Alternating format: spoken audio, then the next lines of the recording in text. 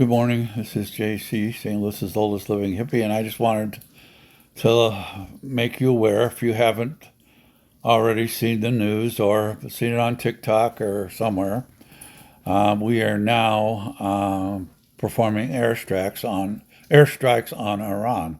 Sorry, I just woke up and had my coffee, so my mouth is not working. So I'm going to go ahead and play this so that you don't have to listen to me.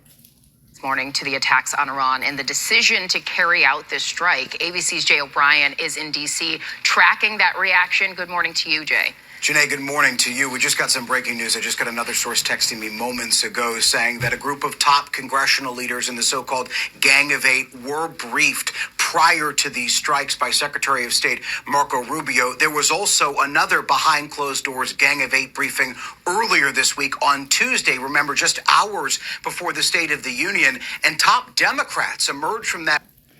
For those of you who don't understand, this is a totally useless and avoidable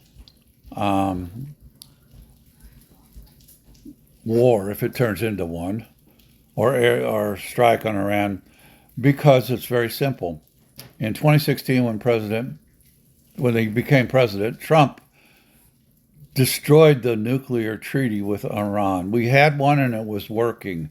We were keeping Iran from creating fuel that could be used in nuclear weapons through that treaty. But he totally destroyed it, disbanded us from the treaty, and so that left Iran to do whatever the hell they pleased. And when Biden came in, he wasn't able to or didn't get us into another treaty with Iran to stop the development of nuclear weapons. So now we're sending airplanes, jets, whatever you want to call them. We're sending our most powerful air weapons into Iran and hitting targets in Iran because we're afraid that they will develop nuclear weapons, which they wouldn't have if Trump had left the treaty into place in the beginning, and he didn't. So let's go continue. Briefing with some serious concerns. I want to read to you what Senate Minority Leader Chuck Schumer said when he emerged from that briefing on Tuesday. He said, quote, "This is serious and the administration has to make its case to the American people. We know that Democrats in both the House and Senate are planning to force votes on the floors of both of those chambers on war powers resolutions meant to curtail the president's war powers in Iran. And the question is, will any Republicans join them in those efforts? We have seen a handful of Republicans in previous votes like this break with the president and vote to rein in his war powers. And one of them is Thomas Massie, who's a Republican from Kentucky, who's often broken with the president on issues.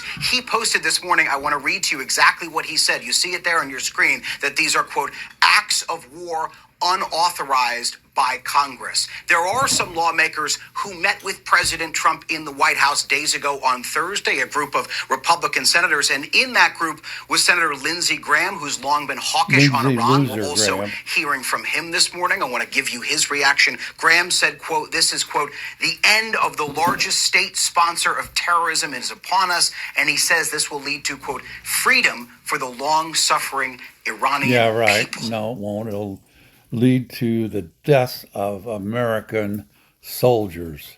And Lindsey Graham has never had anything meaningful come out of his mouth. He's such a fucking loser. Anyway, this is JC saying, there you go. Dumbass Trump, our fake president, has done it again. Fuck you, Donald Trump. To everyone else, box some more Jack and keep on trucking.